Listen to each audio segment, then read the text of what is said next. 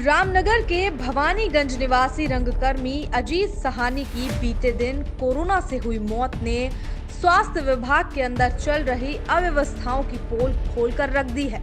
दरअसल रंगकर्मी और फोटोग्राफर अजीत सहानी कोरोना संक्रमित थे और बीते दिन उनकी हल्द्वानी के सुशीला तिवारी हॉस्पिटल में इलाज के दौरान मौत हो गई।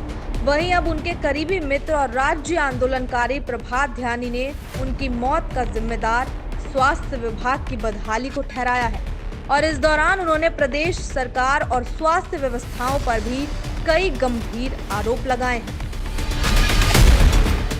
नमस्कार, न्यूज़ 31 उत्तराखंड में आपका स्वागत है। जैसा कि आपको बता दें कि लगातार उत्तराखंड के अंदर कोरोना पॉजिटिवों की संख्या जहाँ को बढ़ती जा रही है, तो वहीं उत्तराखंड के कई इलाकों में इस बीमारी की चपेट में आकर लोग अपनी जान भी गंवा चुके हैं। तो रामनगर में भी शनिवार को रामनगर के प्रसिद्ध रंगकर्मी व जाने माने फोटोग्राफर अजीत सहानी जी, जिनका सुशीला तिवारी में उपचार चल रहा था, जो कोरोना की चपेट में आ गया था और उन्होंने शनिवार की शाम दम तोड़ दिया, जिसके बाद जहाँ उनके परिजनों में कोहराम मचा हुआ है, तो वहीं शहर में भी शोक की लहर दौड़ी हुई है। तो उनके करीबी मित्र जो कि आंदोलनकारी भी हैं, राज्य आंदोलनकारी भी हैं, प्रभात ध्यानी जी के साथ हम मौजूद हैं। हम बातचीत करेंगे कि किस प्रकार सुशीला तिवारी अस्पताल की जो व्यवस्था है वो किस प्रकार की चल रही है और किस प्रकार की वहाँ कमी रही है, जिस कारण अजीत सहानी जी का निधन हुआ है।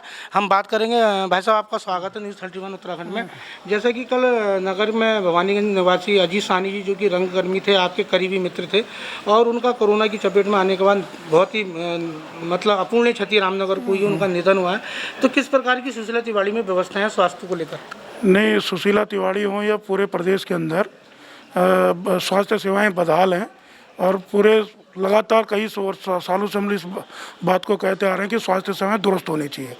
और जब कोरोना पीरियड में 1 साल के बाद भी सुशीला तिवारी हो या पूरे प्रदेश की जो हालत है, स्वास्थ्य सेवाएं बद से बदतर होती जा रही हैं। 21 तारीख को अजीत सहानी, जो हमारे मित्र भी हैं, रंगकर्मी भी हैं और सामाजिक सरोकारों के लिए प्रतिबद्ध हैं, उनको कोई दिक्कत हुई और ऑक्सीजन लेवल कम आ रहा था उनका। वो रामनगर हॉस्पिटल में आए तो रामनगर हॉस्पिटल ने उनको रेफ़र कर दिया, और जबकि उनकी अभी कोरोना रिपोर्ट नहीं आई थी।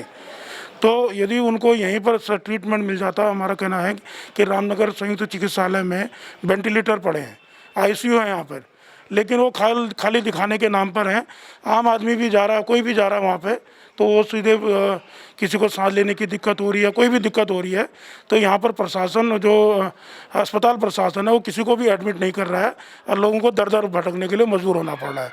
सुशीला तिवारी में भी जब उनको वहाँ पर रेफ़र करके वहाँ भर्ती किया गया, उसके बाद अंदर से उनकी कोई रिपोर्ट यहाँ पर नहीं आई कि उनको क्या दिक्कत है, क्या उनका ट्रीटमेंट चल रहा है। तो आपने सुना कि आपका कहना है कि उत्तराखंड के अंदर स्वास्थ्य सुविधाएं पूरी तरह बेहाल हैं, सरकार और स्वास्थ्य विभाग इसको लेकर पूरी तरह मौन साधे हुए। आपका कहना है कि सुशीला तिवारी चिकित्सालय की भी व्यवस्थाएं बद से बदतर हो चुकी हैं। तो वहीं रामनगर का सरकारी अस्पताल में भी वेंटिलेटर और ICU सफ़ेद हाथी बने हुए हैं और यहाँ मरीजों को भर्ती नहीं किया जा रहा है। यदि अजीत सहानी जी को यहाँ चिकित्सालय में भर्ती किया लिया जाता तो संभवतः उनकी जान बचाई जा सकती थी।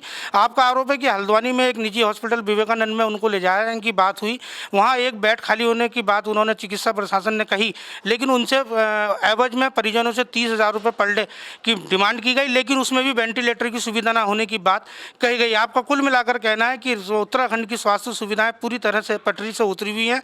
और रामनगर चिकित्सालय की बात कहें तो लगातार रामनगर का चिकित्सालय PPP मोड पर जाने के बाद चर्चाओं में घिरा हुआ है। आपका कहना है और कई लोगों का कहना है कि रामनगर चिकित्सालय में वर्तमान में भी किसी भी मरीज को भर्ती नहीं किया जा रहा है और मरीजों का उत्पीड़न किया जा रहा है। आपने मांग की है सरकार से कि यह जो है प्रदेश के सभी चिकित्सालयों की व्यवस्था दुरुस्त की जाए और प्राइवेट चिकित्सालय जो भी कोविड के नाम पर खोले गए वहाँ भी व्यवस्थाएं पूर्ण की जाएं। रामनगर से राजीव अग्रवाल के साथ कैमरामैन बंटी अरोड़ा, न्यूज़ 31 उत्तराखंड। खबरों से जुड़ने के लिए हमारे चैनल को सब्सक्राइब करें और बेल आइकन दबाना ना भूलें।